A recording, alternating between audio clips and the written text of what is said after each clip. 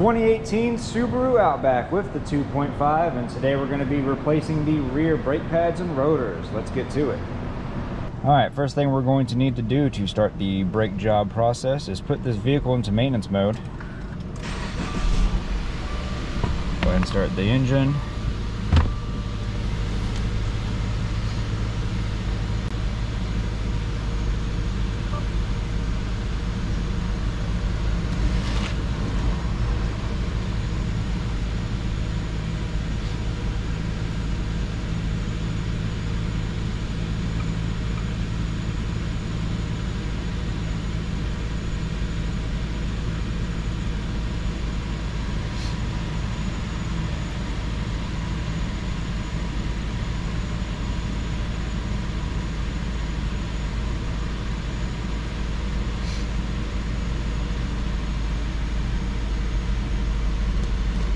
Click on our hot functions, I believe it's under here.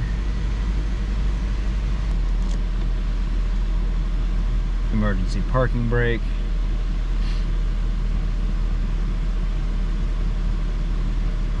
Brake maintenance mode.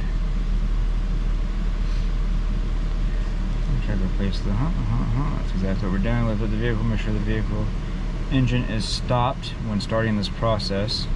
So we need to put this into the on position, not running, and then press OK. Start brake maintenance mode. Electronic brake works automatically during process. Ensure that the emergency parking brake is not applied and no brake work is in progress.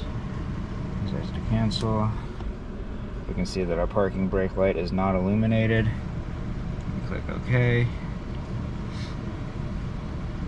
I can hear the brakes winding themselves down. Usually takes about 10 seconds. Brake maintenance mode was started. During maintenance mode, the electric parking brake switch is disabled. In addition, the brake warning light is on. Okay, so we are now in maintenance mode. We can go ahead and click OK. And then we'll need to go back through this to reestablish brake mode. I probably won't cover that in the video. Just know that after you finish repairing your brakes, replacing the pads, rotors, whatever you're doing, make sure that you get out of your brake maintenance mode. Now let's go ahead and remove our rear wheels. They're held on with 19mm lug nuts.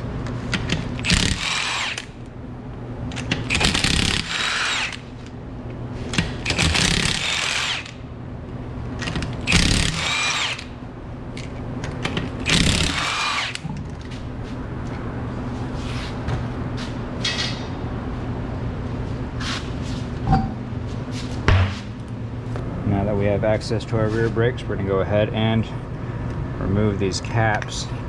There should be two caps right here. These cover the caliper bolts, or for the slide pins. We only have one cap though. To remove your brake caliper, you're going to need a Hotel 7 Allen socket. Just an Allen wrench on a socket, essentially.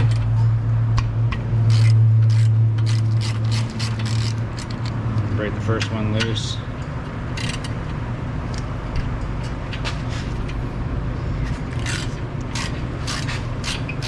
You know, nuts to this.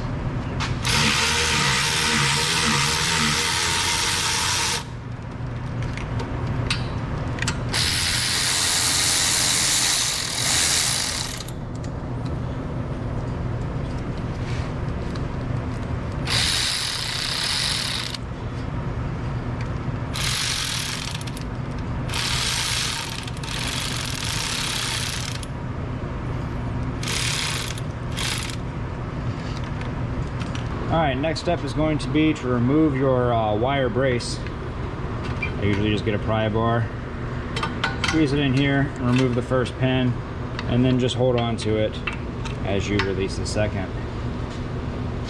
And with that, our caliper is free. Give it a little bit of a wiggle.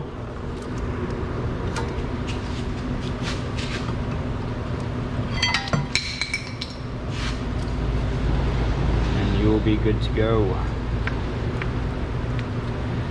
And remove your brake pads. Alright, now to compress the rear caliper, we're going to be utilizing one of our caliper tools. This is a tool for rear calipers with the integrated e-brake. And for this, we're going to be using the number 7 dial.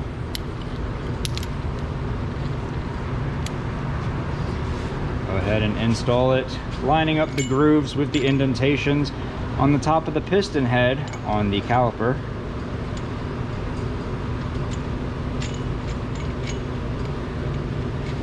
And then screw the tool out until it meets the inside of your caliper. Put it down about as tight as you can with your hands.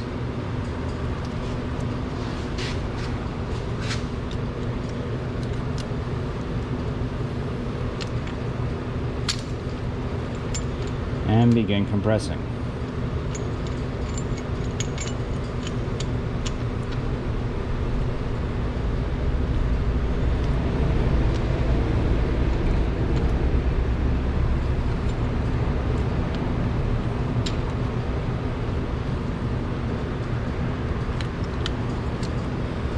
Now, one of the funny things about these calipers is that for some reason you'll have to go about halfway down one direction and the other half down the other direction. And then you just keep on applying that pressure. As you can see, I've switched directions 3 times now, and it looks like I'm compressing this thing by just applying pressure to it.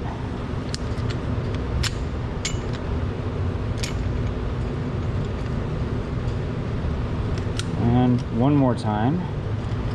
Again, now switching to counterclockwise, and we have it down tight.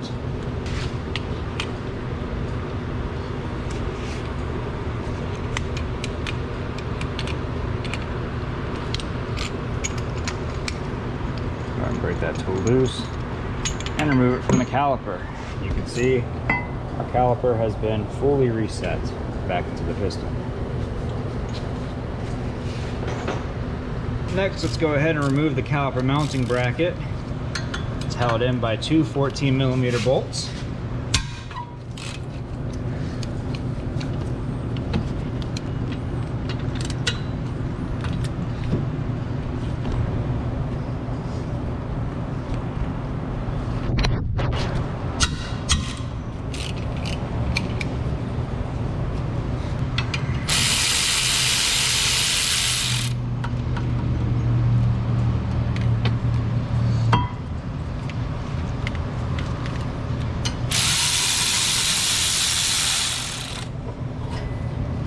Remove our caliper bracket.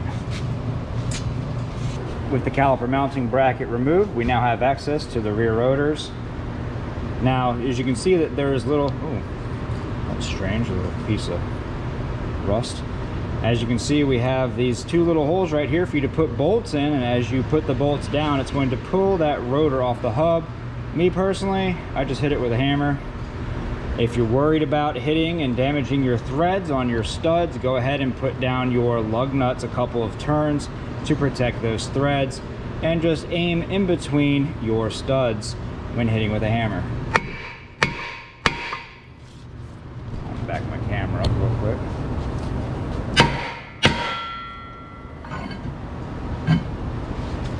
Grab your new rotor and install. Go ahead and reinstall our caliper mounting bracket.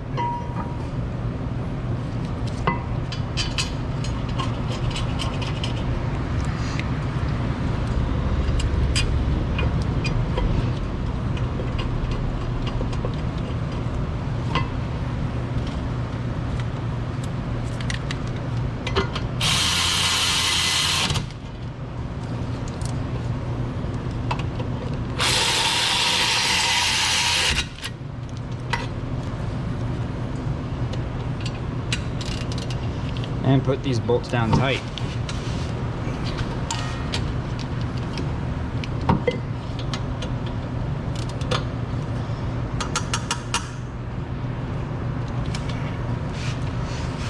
Alright, before installing our new brake pads, we're going to go ahead and put down some brake parts lubricant.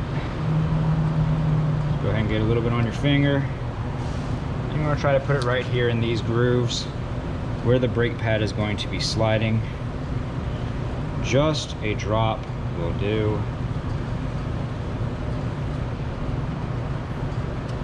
Just do your best not to get any on your rotor and you will be good to go. Next, installing your brake pads. The brake pad with your wear indicator, that's this little piece of metal right here, and your spring goes to the back. The plain brake pad goes on front.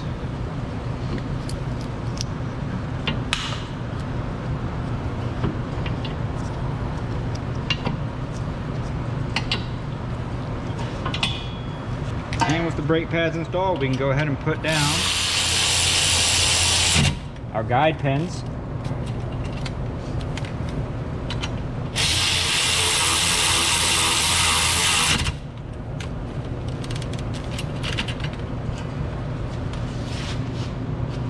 And reinstall our cap, preferably two if you have them, but I do not. And last but not least, we're going to go ahead and reinstall our wire. Starting here, insert down into the second hole, while at the same time looping this over a caliper mounting bracket, and then getting yourself something with a little bit of weight and tapping them down into place. Ta-da! And the final step upon finishing the install of your rotors and brake pads, especially if you're doing new rotors, go ahead and hit them down with some brake clean on the inside and outside. I know the inside is going to be a little more difficult, but just do what you can. You want to make sure that you clean these off before finishing your installation, because when these rotors are made, they're actually coated in oil to keep them from rusting while they're sitting on shelves waiting for somebody to buy them. And you need to make sure you clean that off, or else it's going to create a bunch of smoke when you start driving with these, and the oil can be absorbed into your brake pads, making them not last as long, and you definitely don't want that.